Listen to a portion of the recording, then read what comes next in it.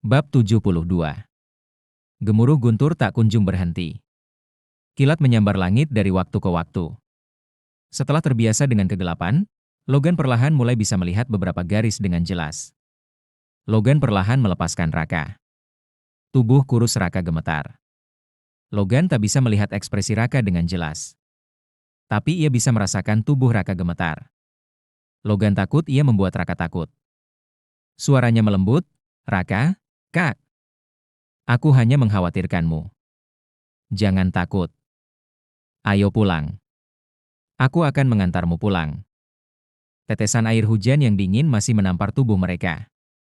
Setelah selesai berbicara, ia hendak menarik Raka yang berlutut di tanah. Tapi Raka tidak bergerak. Ia tidak berniat bangun. Logan menariknya, tetapi ia tak bisa bangun. Mata Raka terus menatap batu nisan di depannya. Logan berlutut bersamanya. Ia menjatuhkan diri ke batu nisan itu. "Bibi, aku Logan. Maaf aku tidak datang menjengukmu. Aku tidak merawat adikku dan Raka dengan baik. Maaf." Logan tahu apa yang Raka lakukan. Ia dan Raka berlutut bersama. Mereka mengucapkan banyak hal kepada batu nisan itu. Ia tak tahu berapa lama waktu berlalu hingga Raka akhirnya bicara. Suaranya serak, disertai tangisan berat. "Maafkan aku, Bu. Semua gara-gara aku, adikku jadi begini." Sebelum ia selesai bicara, ia mendengar suara Logan. Logan terdengar seperti tertawa terbahak-bahak. "Bibi, Raka benar-benar bodoh. Dia benar-benar tolol. Dia tidak melakukan kesalahan apapun, tapi dia selalu suka memikirkan banyak hal." Raka tertegun sejenak. Ia membuka mulutnya gemetar. Ia ingin mengatakan sesuatu tetapi urung. Ia menggigit bibir pucatnya erat-erat. Tiba-tiba, sebuah tangan mengusap wajahnya pelan. Diiringi suara Logan, "Dasar kakak yang bodoh dan tak punya rasa khawatir.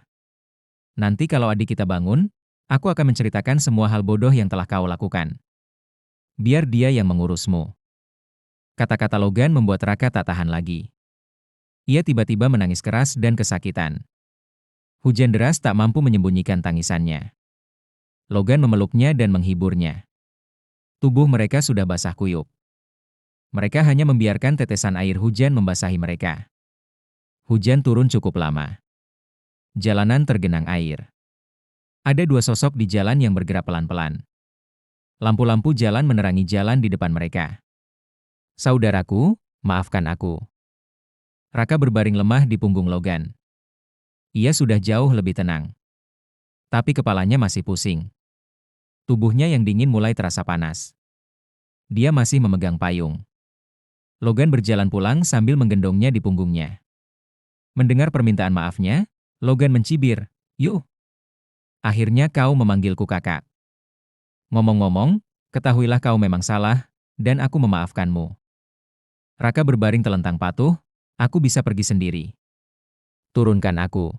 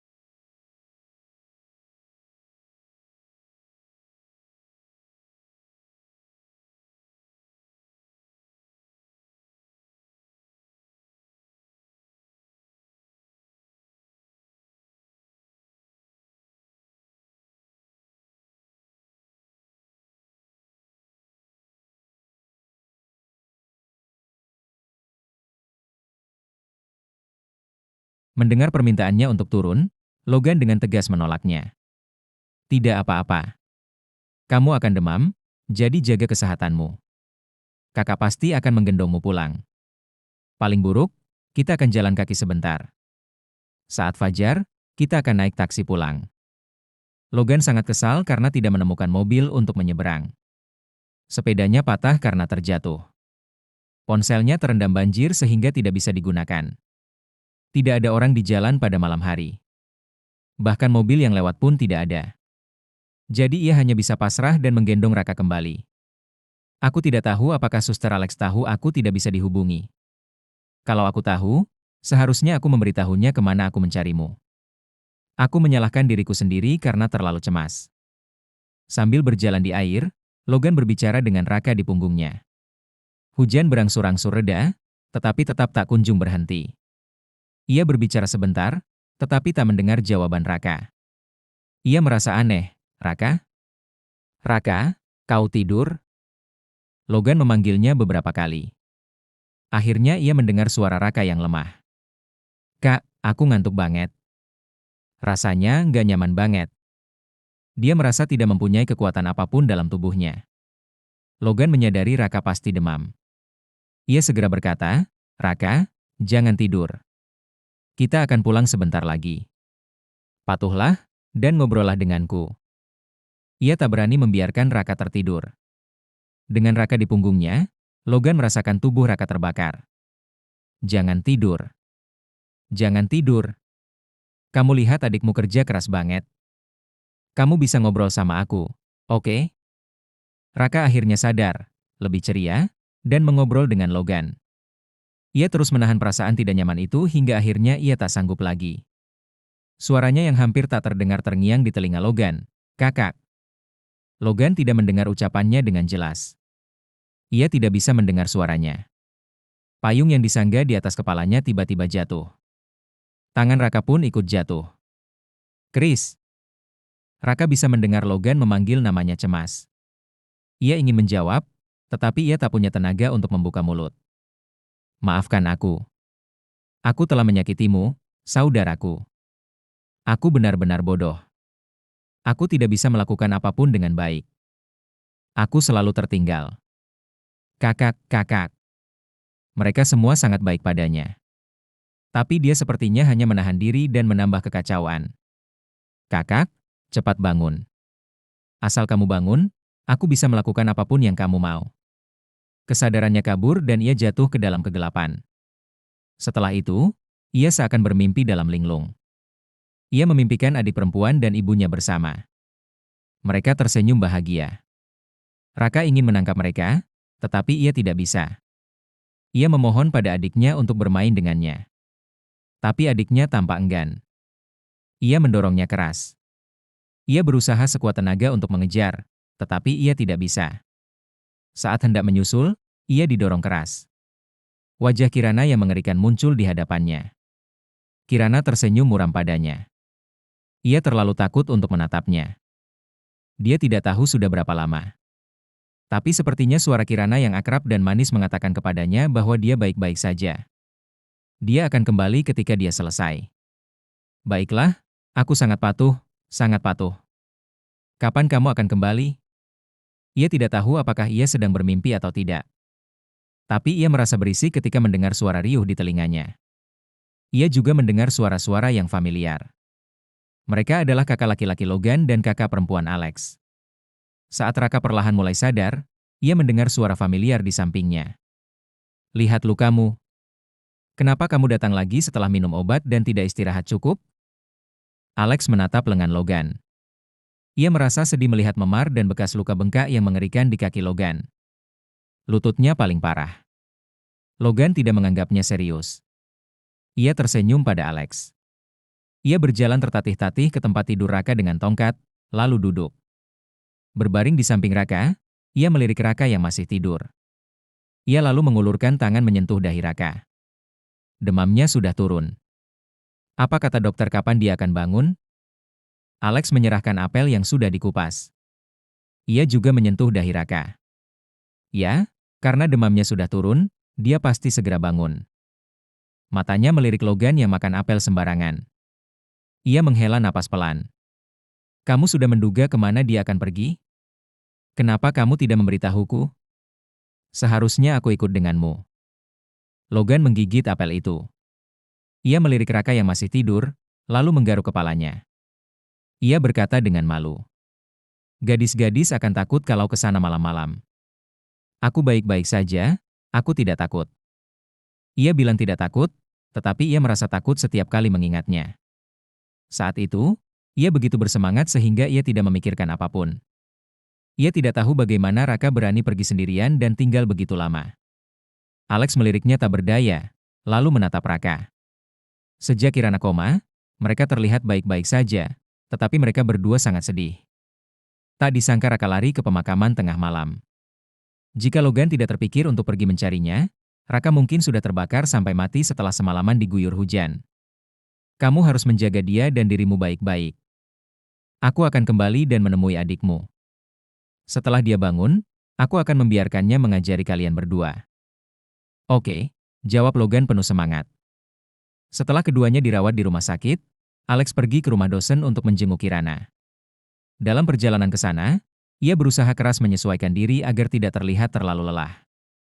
Malam itu, menurut Logan, ia mencari kedua tempat tetapi tidak menemukan Raka. Ketika kembali, ia mendapati Logan belum kembali. Ia juga tidak bisa menghubunginya melalui telepon. Awalnya, ia tak ingin mengganggu Leo lagi, tetapi kehilangan mereka berdua bukanlah hal yang mudah. Ia meminta Leo mencari tahu keberadaan Logan. Barulah ia tahu bahwa Logan bersepeda sampai ke pemakaman di pinggiran kota. Mengetahui di mana mereka, Leo pun ikut bersamanya mencari mereka. Untungnya, mereka segera pergi. Kalau tidak, mereka tidak tahu bagaimana Logan dan Raka bisa bertahan sampai fajar di tengah hujan deras. Dia mengusap pelipisnya yang sakit. Dia juga sangat lelah akhir-akhir ini. Menatap langit cerah di luar jendela mobil, ia merasakan sedikit kedamaian di hati.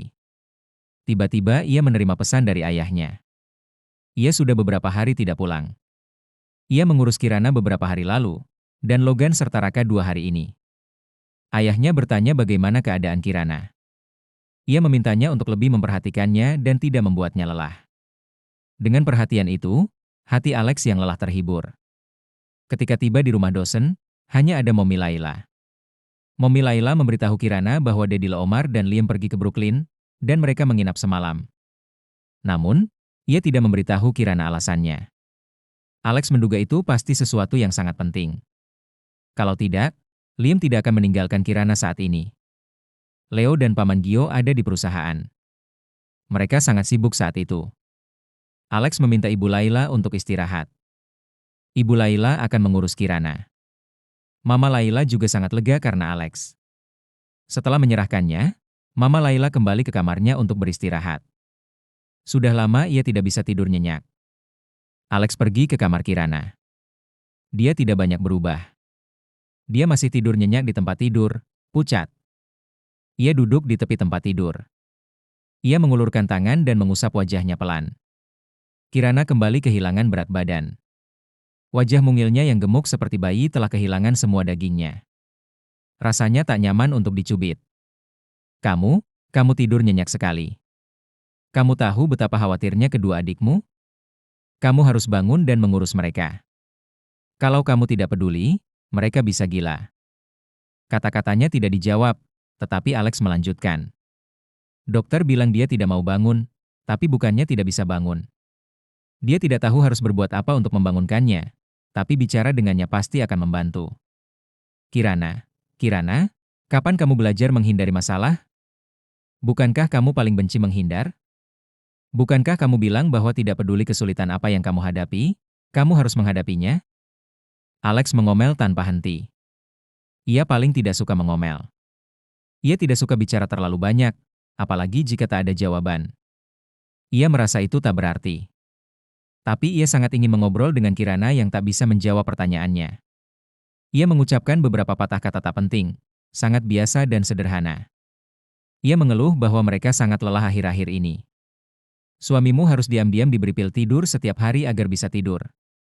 Kau tahu itu? Bahkan dengan pil tidur, dia hanya akan tidur beberapa jam dan akan mengawasimu sepanjang waktu. Apa kau rela tidur begitu tenang sendirian? Memikirkan penampilan Liam, Kirana terkejut. Liam, yang selalu lembut dan santai, tiba-tiba menjadi muram. Sejak koma, Kirana tak pernah tersenyum lagi. Kali ini Liam tiba-tiba pergi ke Brooklyn. Meskipun ia tidak tahu alasannya, mungkin ada hubungannya dengan ibu Kirana. Kalau tidak, Ia tidak tahu apa yang bisa membuat Liam meninggalkan Kirana saat ini. Dia terus berbicara dengan Kirana. Memikirkan Paman Markus, ia ragu sejenak dan berkata, "Kirana, kurasa kalau Benyamin dan Karen tidak mati, mereka mungkin tahu betapa lebih baik hidup daripada mati di tangan pamanmu." Ia merasa takut memikirkan Paman Markus. Alex dan Paman Markus sudah saling kenal sejak lama.